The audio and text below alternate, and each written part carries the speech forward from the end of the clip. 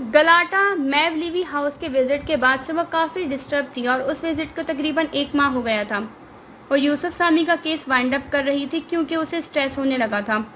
सही को डिफेंड करना आसान होता है, असल वकालत तब होती है जब आपको गलत को डिफेंड करना आ जाए। और असल वकालत उसके ज़मीर पर बोझ बनने लगी थी। अपने बाप के लिए वो क्या क्या कर रही थी, उसने गहरा सांस लेकर सोचा। आजकल उसकी मसरूफियत हलील सादी के केस तक महदूद थी। उसने यूनिवर्सिटी में क्रिमिनोलॉजी भी पढ़ना शुरू किया था, सो उसके पास वक्त की कमी थी और काम का लोड था। उसे वर्काहॉलिक होकर काम करना पसंद था। इस तरह वो दिमागी तौर पर खुद को स्टेबल रखती थी। इस वक्त वो अपने पोर्शन के बागीचे में बैठी हलील सादी की फाइल पढ़ रही थी जब नाज़ी ने उसे किसी गेस्ट के आने की खबर दी। उसका वहाँ से उठने का बिल्कुल मूड नहीं था। भेजो। उसे लगा शायद मलीसा होगी इसीलिए यहीं बुलवा लिया, लेकिन लियाम को देखकर उसे हैरत हुई। यकशम लाल बहार यानी शाम बखैर बहार। वो मुस्कुराता हुआ उसके सामने आकर रुका और मुसाफे के लिए हाथ उसकी जानिब बढ़ाया। वो खड़ी नहीं हुई, शायद मलीसा के लिए खड़ी हो जाती। यकशम लाल, इस महीने हम दूसरी मर्तबा मिल रहे हैं, क्या मैं इसे इत्तेफाक समझूं? उसने हाथ मिलाकर लियाम को बैठने का इशारा किया। योक योक यानी नहीं नहीं, ये मेरी जानिब से तयशुदा मुलाकात है, आपकी जानिब यकीनन ये सरप्राइज होगा। वो हुनूस मुस्कुरा रहा था। आपकी ये तयशुदा मुलाकात किस सिलसिले में है, ज़रा रोशनी डालें। वो भी हल्का सा मुस्कुराई। आपको मालूम ही होगा कि आजकल तुर्कों के दरमियान एक ही हॉट टॉपिक है और मुझे भी उसी हॉट टॉपिक के वकील से काम था। अब वो डिप्लोमेट तरीके से खेलने के लिए तैयार था। आह, यानी हलील सादी। उसने फौरन अंदाज़ा लगाया। एविद बहार, मैं जान सकता हूँ आप अपनी क्रेडिबिलिटी उस माफिया के लिए खतरे में क्यों डाल रही हैं? वो तंजिया मुस्कुराहट लिए कह रहा था, लेकिन संजीदगी भी अपनी जगह बरकरार थी। आंखें खुफगी का इजहार कर रही थी। बहार का चेहरा सफ़ेद पड़ गया। मेरा काम केस लड़कर हक़ाइक़ सामने लाना है। मैं आपको अपने क्लाइंट पर पर्सनल अटैक करने की इजाज़त कम अज़ कम अपने सामने नहीं दे सकती। अगले ही लम्हे उसने संभल कर जवाब दिया। वो किसी से मिले बगैर सुनी सुनाई बातों और मफरूज़ों पर यकीन नहीं कर सकती थी। लियाम जान मुस्कुराया, हकीकी मुस्कुराहट। बहार ने उसे गौर से देखा। उसे ज़िंदगी में पहली मर्तबा किसी की मुस्कुराहट अच्छी लगी थी। ऐसा नहीं है कि मैं हलील से नफ़रत करता हूँ, लेकिन मुझे आपकी फ़िक्र है। वो यूनानी और रूसी नकोश वाला शख्स उसे ज़ाहिरी तौर पर अच्छा लगा था।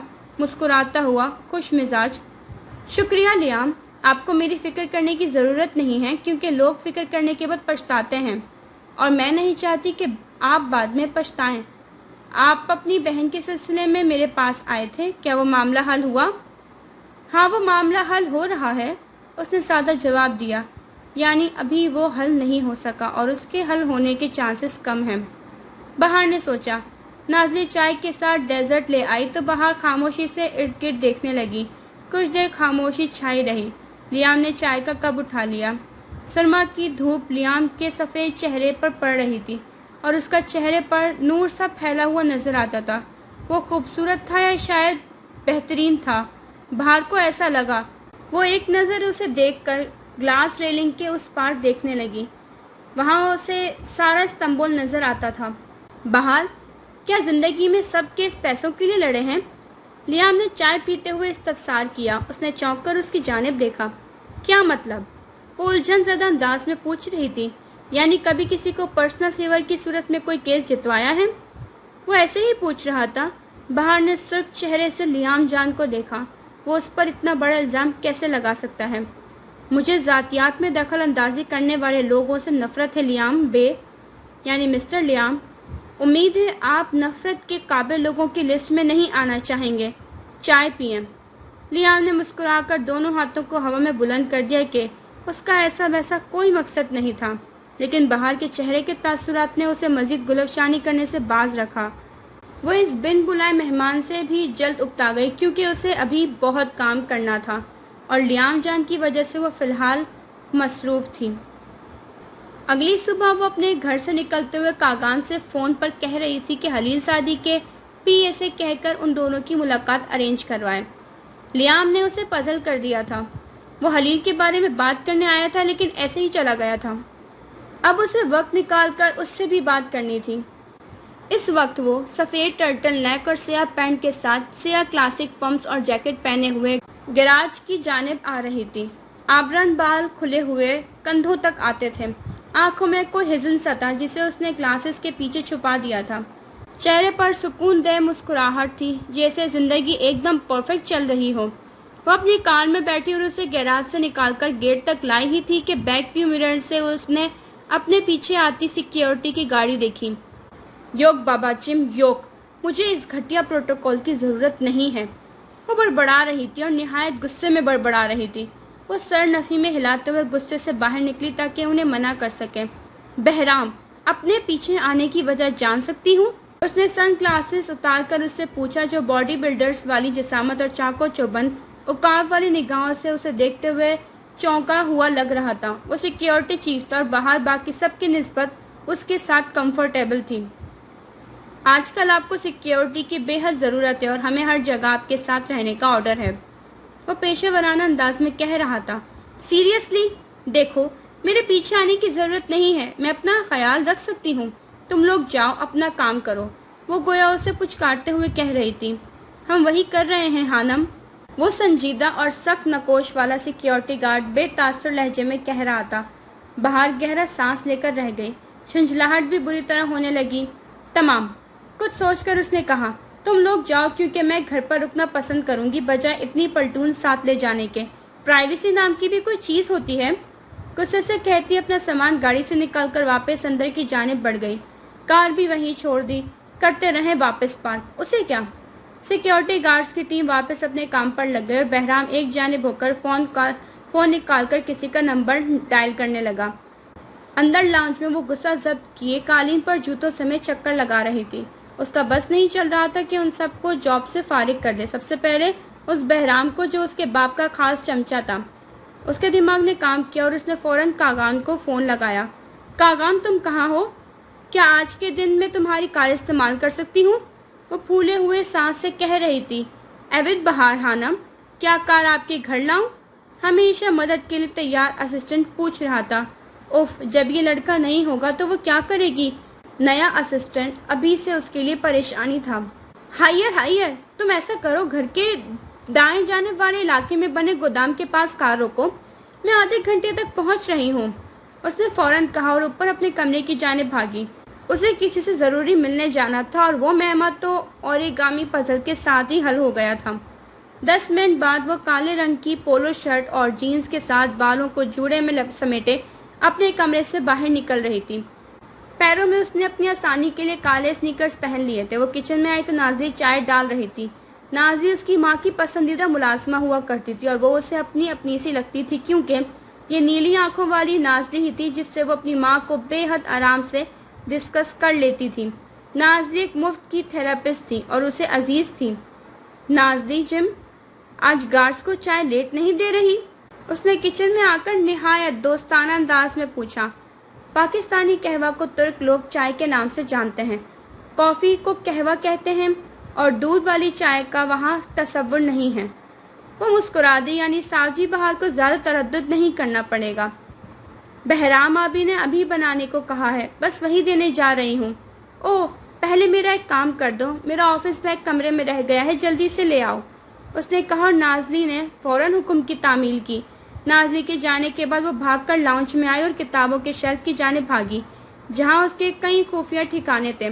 किताबों की शेल्फ को हल्का सा धकेलकर साइड पर किया। सामने कई कदीम लकड़ी के छोटे छोटे संदूक रखे हुए थे और उनमें से एक कदरे कदीम बॉक्स का पासवर्ड डालकर उसे खोला, जिसके अंदर एक मखसूस टेम्परेचर सेट रखा गया था और उसके अंदर से एक शीशे की नन्ही सी बोतल निकाल ली। उसके साथ ही रखी एक स्प्रे स्टिक उठाकर बोतल का ढक्कन हटाकर फिक्स किया। जल्दी से किचन में वापस आई और तमाम कपों के किनारे पर उसने स्प्रे से दो मरतबा स्प्रे किया। इस सारी कार्रवाई में चंद मिनट ही लगे थे। ये ले हानम, आपका बैग, आप कहीं जा रही हैं? दरवाजे से अंदर आती नाज़ली ने कहा। बाहर सीधी हुई लेकिन डरी नहीं। एक एतमाद सा था जैसे वो ऐसे काम करने में माहिर है। वो हुनूस शेल्फ की जानिब रुख मोड़े खड़ी गहरे सांस दे रही थी। साओ नाज़ली, यानी शुक्रिया नाज़ली, मुझे आज कोई काम नहीं है, मैं अपने कमरे में ही जा रही हूँ, बिला वजह तुम्हें तकलीफ दी। اس نے بایاں ہاتھ نیچے کر کے اسپرے آرام سے سینک میں رکھا اور نازلی سے بیٹھ لیا۔ نازلی کوئی بات نہیں کہتی ہوئی واپس چائے ڈالنے لگی۔ بہار نے کنکھیوں سے سینک میں رکھی بوتل کو دیکھا جس پر سیاہ جلی حروف میں ہالوتھن لکھا ہوا تھا۔ بہار نے مسکرا کر واپس نازلی کی جانب دیکھا اور غیر محسوس انداز میں وہ بوتل واپس اٹھائی اور کچن سے باہر آ گئی۔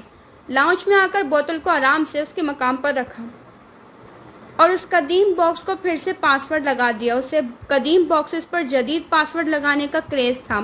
اس کے پاس ان باکسز کی وسیع کلیکشن تھی۔ اسے آج کسی سے ضروری ملنے جانا تھا اور وہ اس ملاقات کو ہر کسی سے مخفی رکھنا چاہتی تھی، شاید خود سے بھی۔ اگلے 5 منٹ تک وہ بیسمنٹ میں موجود تھی جہاں گھر کی بجلی، کیمرے اور دوسرے سیکیورٹی سسٹم کا انتظام موجود تھا۔ وہاں ابھی محافظوں کی ایک بڑی تعداد موجود رہتی تھی۔ اس نے سیڑھیوں کے آخری سرے پر رک کر نیچے آواز سننا چاہی لیکن مکمل خاموشی تھی۔ وہ آہستگی سے قدم اٹھاتے ہوئے دروازے تک پہنچی جہاں سے سیکیورٹی آفیسرز اور گارڈز باہر نکلتے تھے۔ وہ آرام سے گھر کے پچھلی جانب سے نکل سکتی تھی اگر سیکیورٹی کا عملہ اسے نہ دیکھتا۔ سب جھاڑیوں کے درمیان بنی پتلی سی گلی میں کھڑے ہو کر اس نے آگے پیچھے دیکھا تو دروازے کے اوپر بائیں جانب اسے کیمرہ نظر آیا۔ اف بابا اف، ایک تو آپ مافیا کی نظریں۔ وہ بڑبڑا کر دوسری جانب بھاگی اور ایک ہی جس میں دیوار پر چڑھ گئی۔ اسے قدموں کی آہٹ محسوس ہوئی جس کی وجہ سے وہ دوسری جانب چھلانگ لگانے میں کامیاب رہی۔ ساجی بہار، ایک دن تم اپنی ٹانگوں سے محروم ہو جاؤ گی، ویل چیئر دھکیلنے والا بھی کوئی نہیں ہوگا۔ زمین سے اٹھتے ہوئے ہاتھوں کو آپس میں مسلتے اس نے بڑبڑاتے ہوئے خود سے کہا، پھر ہاتھ جھاڑتے ہوئے وہ ڈھلان میں بنے راستے پر بھاگتی چلی گئی۔ کچھ ہی دیر میں وہ اس گودام کے باہر پہنچ کر گہرے سانس لے رہی تھی کیونکہ وہ بھاگ کر ہی وہاں تک پہنچی تھی۔ گودام کے دھویکل دروازے سے کاغان بھاگتا ہوا اس تک آیا۔ وہ امریکی نقوش والا قابل تعریف انسان تھا۔ عمر میں اس سے کافی چھوٹا اور بے حد محنتی لڑکا تھا۔ اب ٹھیک تو ہے؟ ایوت، کار کی چابی؟ اس نے اپنے ہاتھ اس کی جانب بڑھایا۔ وہ سوالوں کے جواب دینے میں وقت ضائع نہیں کر سکتی تھی۔ میں ساتھ چلوں؟ اس نے نفی میں سر ہلایا اور آگے بڑھ گئی۔ کہاں جا رہی ہیں آپ؟ کاغان نے پوچھا۔ کاغان، میں اپنے باپ کو بھی یہ بتانا پسند نہیں کرتی کہ میں کہاں جا رہی ہوں، سمجھ گئے؟ اس نے سن گلاسز چڑھائے اور آگے بڑھ گئی۔ شام کو اسی جگہ سے اپنی کار اٹھا لینا، وہ جاتے ہوئے کہہ رہی تھی اور کاغان سر اس بات میں ہلا گیا اور اسے جاتے ہوئے دیکھتا رہا۔ اپنا خیال رکھیے گا بہار خانم۔ وہ بڑبڑا کر دوسری جانب چلا گیا۔ اس نے اپنے کلچ سے چھوٹا فون نکالا اور ایک فون پر ڈھکا ہوا بازار لکھ کر میسج سینڈ کر دیا۔ اس وقت وہ دروفنن جدیسی دروفنن اسٹریٹ یعنی پر تھی جہاں ارد گرد بڑی بڑی قدیم و جدید عمارات کے ساتھ ساتھ چھوٹے بڑے رنگ برنگے گھر بھی موجود تھے۔ وہ ابھی کسی کو اپنے پہنچنے کا وقت بتانے ہی لگی تھی جب اس کی کار کے سامنے 2 کالی وین آ کر رکی۔ اس کا سانس ایک لمحے کو اٹکا۔ کیا اس نے غلطی کر دی تھی؟ اس نے کار ریورس کرنا چاہی لیکن پیچھے بھی ایک کار کھڑی تھی۔ اس نے 3 گہرے سانس لیے اور ایک لمحے کے لیے سوچا کہ اسے کیا کرنا چاہیے، اور دوسرے لمحے اسے بہرام اور اس کے سیکیورٹی ٹیم شدت سے یاد آئی۔ سورہ فاتحہ اور اول کلمہ تو مجھے آتا ہی ہے۔ اس نے آپٹیمسٹک بننے کی کوشش کی لیکن اس لمحے اسے ٹھنڈے پسینے آنے لگے تھے۔ اس نے کاغان کی گاڑی کا گلو کمپارٹمنٹ کھول کر گن تلاش کرنا چاہی لیکن وہاں چند کاغذات کے سوا اسے کچھ نہیں ملا۔ اس کی اپنی کار میں گن موجود ہوتی تھی۔ اس نے بہت سے لوگوں کو وین سے نکلتے اور رائفل سنبھالتے دیکھا تھا۔ وہ اسے مارنے آئے تھے، یا خدا! وہ سب باہر نکل کر اس کی کار کی جانب گولیاں برسانے لگے تھے۔ بہار سیٹ کے پاس نیچے ہو کر بیٹھ گئی۔ اسے لگا کہ اول کلمہ بھی بھول گیا ہے۔ وہ کانپتے ہاتھوں سے بہرام کو فون لگانے کی کوشش کر رہی تھی لیکن پاس ورڈ تک نہیں ڈالا جا رہا تھا۔ گولیوں کی تڑتڑاہٹ لمحے بھر کو بھی نہیں تھمی تھی۔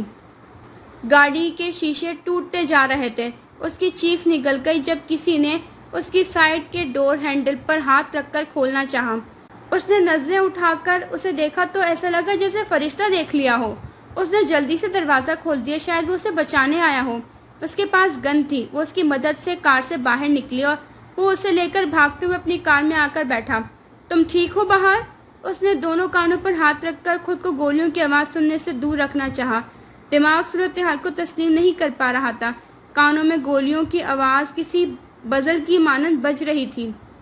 لیام جان کے پوچھنے پر اس نے اثبات میں سر ہلایا۔ وہ لوگ اپنی کاروں میں سوار ہوئے اور اس کے دیکھتے ہی دیکھتے وہاں سے غائب بھی ہو گئے۔ اس نے پانی کی بوتل باہر کی جانب بڑھائی۔ تب تک باہر سے وہ لوگ جا چکے تھے۔ سب ٹھیک ہے باہر، پانی پیو۔ لیام اسے دلاسا دے رہا تھا۔ اس نے گہرے سانس لیتے ہوئے پانی کی بوتل منہ سے لگائی اور ڈیش بورڈ پر سر ٹکا لیا۔ یہ ابھی صرف چند لمحے پہلے کیا ہوا تھا، اسے یقین نہیں آیا۔ لیام نے اس کے کندھے پر ہاتھ رکھ کر اسے حوصلہ دیا۔ اب ہر دوسرے دن یہی ہوگا باہر۔ میں پھر کہہ رہا ہوں، خلیل سعدی کا کیس مت لیں۔ اس نے چونک کر سر اٹھایا اور لیام کو دیکھا۔ تم یہاں کیا کر رہے تھے؟ وہ تکلفات سے آگے نکل آئی تھی۔ اس کا ڈیٹیکٹو دماغ اتفاق پر یقین نہیں رکھتا تھا۔ لیام کو بھلا خلیل سعدی سے کیا مسئلہ ہو سکتا ہے؟ یہ سڑک پبلک کے استعمال کے لیے ہے اور میں بھی عام شہری ہوں۔ یہاں کوئی بھی ہوتا میں رک کر مدد کرنے کی کوشش کرتا۔ وہ نرمی سے بولا۔ وہ جانتی تھی وہ جھوٹ بول رہا ہے، لیکن اس وقت اس میں لڑنے کی یا سچ تلاش کرنے کی ہمت نہیں تھی۔ تھوڑی سی دیر میں وہ کتنا تھک گئی تھی، ایسا لگ رہا تھا کوئی لمبی مسافت طے کر کے لوٹی ہو۔ تمام، میں چلتی ہوں۔ تم ابھی ٹھیک نہیں ہو، میں ڈراپ کر دیتا ہوں۔ اس روسی اور یونانی نقوش والے خوبصورت شخص نے اسے آفر دی۔ اس نے اس بات میں سر ہلایا۔ اس نے اس وقت لیام کے ساتھ چلے جانا ہی بہتر سمجھا۔ وہ باہر نکلی اور کاغان کی کار کی حالت دیکھی جو بری طرح سے متاثر ہو چکی تھی۔ کاغان! اس نے اپنا کلچ اٹھایا اور کاغان کو فون کر کے صورتحال سے آگاہ کرنے کے بعد لیام جان کی کار میں آ کر بیٹھ گئی۔ کہاں چلیں؟ کہیں بھی۔ اس نے سیٹ کی پشت سے سر ٹکا کر آنکھیں موند لیں۔ اس وقت وہ کبوتر بننا چاہتی تھی جو حقیقت سے نظریں چرا لیا کرتا تھا۔ تم کون ہو خلیل سعدی؟ کیا یہ حملہ تم نے کروایا تھا؟ اس نے سوچنا چاہا لیکن اس وقت دماغ معاف تھا۔ یہ ترکی واپس آنے کے بعد اس پر پہلا حملہ تھا اور ناقابل فراموش تھا۔ وہ جانتی تھی یہ صرف ڈرانے کی خاطر کیا گیا ہے، لیکن کیا، کس نے اور کیوں؟ اس کی بھلا کسی سے کیا دشمنی تھی؟ وہ سو گئی اور اس کا سر دائیں جانب لڑک گیا۔ وہ سو گئی تھی۔ مسائل حل نہ ہو تو انسان کو کچھ دیر کے لیے سو جانا چاہیے، اس سے انسان کی ٹینشن ریلیز ہوتی ہے۔ وہ سو گئی تھی۔ لیام جان نے اسے غور سے دیکھا۔ اسے ہلا کر جگانا چاہا لیکن ہاتھ روک لیا اور نرم سی مسکراہٹ لیے اسے دیکھے گیا۔ وہ بس خوبصورت تھی، آگے فل اسٹاپ تھا۔ وہ سو گئی تھی۔ 8 نومبر۔ پالرمو رومی سلطنت کے دور حکومت میں نہایت پرتعیش اور زیب و زینت سے مالا مال شہر ہوا کرتا تھا، جسے 8ویں صدی عیسوی میں تاجروں نے ڈھونڈا تھا۔ یہ سسلی صوبے کا ایک بڑا شہر ہے جو بحیرہ روم میں سب سے خوبصورت اور مصروف ترین تجارتی راستہ ہے۔ یہ جزیرہ بہت بڑا ہے جس کی وجہ سے کئی بڑی جنگوں کا حصہ بھی رہا ہے، اور مسولینی کے دور حکومت میں یہاں کے لوگوں کے پاس صرف 2 ہی پیشے ہوا کرتے تھے، پولیس یا مجرم۔ سسلی کا یہ بڑا شہر دنیا میں بندرگاہوں کی وجہ سے مشہور ہے اور یہ سسلی صوبے کا دارالحکومت بھی ہے۔ تاجروں کے لیے نہایت اہم جزیرہ ہے۔ چونکہ یہ شہر جنگ عظیم دوم اور سرد جنگ کے دوران سیسلین مافیا کا گھر ہوا کرتا تھا، جس کی وجہ سے یہاں آج بھی کئی ایسے کھنڈرات پائے جاتے ہیں جو سسلین مافیا کی یادگاروں میں سے ہیں۔ گو کہ یہ مافیا بھی ختم نہیں ہوئے لیکن غائب ضرور ہو گئے ہیں، اور آج بھی ان کا گھر سسلی ہی ہے۔ خلیل سعدی کا گھر بھی سسلی تھا۔ وہ اس سفید ولا میں موجود تھی جو خلیل سعدی کا تھا۔ وہ سوئمنگ پول کے پاس بیٹھی اپنے سامنے روشنیوں میں جگمگاتے ولا کو دیکھ رہی تھی۔ ڈبل اسٹوری ولا جس کے دوسرے فلور کی دیواریں شیشے کی تھیں۔ اندر کا سارا منظر صاف دکھائی دیتا تھا کیونکہ فی الحال ان گلاس والز کے پردے اٹھے ہوئے تھے اور اندر بتیاں روشن تھیں۔ نیچے سب دروازے سفید رنگ کے تھے۔ گھر کے اندر بھی زیادہ تر سامان سفید رنگ کا ہی تھا، بلکہ یہ ولا اس علاقے میں وائٹ پیلس کے نام سے مشہور تھا۔ ایک حصے پر گھر تھا تو باقی سارے میں سوئمنگ پول اور ترتیب سے سیٹ کیا گیا گارڈن۔ خلیل سعدی کو یہی اسٹائل پسند تھا۔ کرسی پر بیٹھے اس کی نظر سوئمنگ پول پر تھی۔ ہوا انتہائی سرد اور شفاف تھی، لیکن وہ پھر بھی اوور کوٹ پہنے وہاں کافی پینے کو بیٹھی ہوئی تھی۔ کافی کا مگ خالی ہو چکا تھا لیکن وہ کپ کے کنارے پر ہاتھ پھیرتے ہوئے اس کے بارے میں سوچ رہی تھی۔ نہ جانے وہ کیوں چاہتی تھی کہ کم از کم آج وہ آ جائے، لیکن یہ صرف حسرت ہی تھی۔ چاہے جانے سے بھی کچھ ہوا ہے؟ اور خلیل سعدی؟ وہ تو انتہائی انپریڈکٹیبل انسان تھا۔ اسے کہاں انسانوں کی پرواہ تھی۔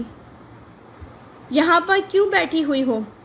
سنجیدہ سی مرعوب کر دینے والی آواز نے اسے ایک لمحے کے لیے ساکت کر دیا تھا۔ چاہے جانے سے ہی کچھ ہوا تھا، وہ آ گیا تھا۔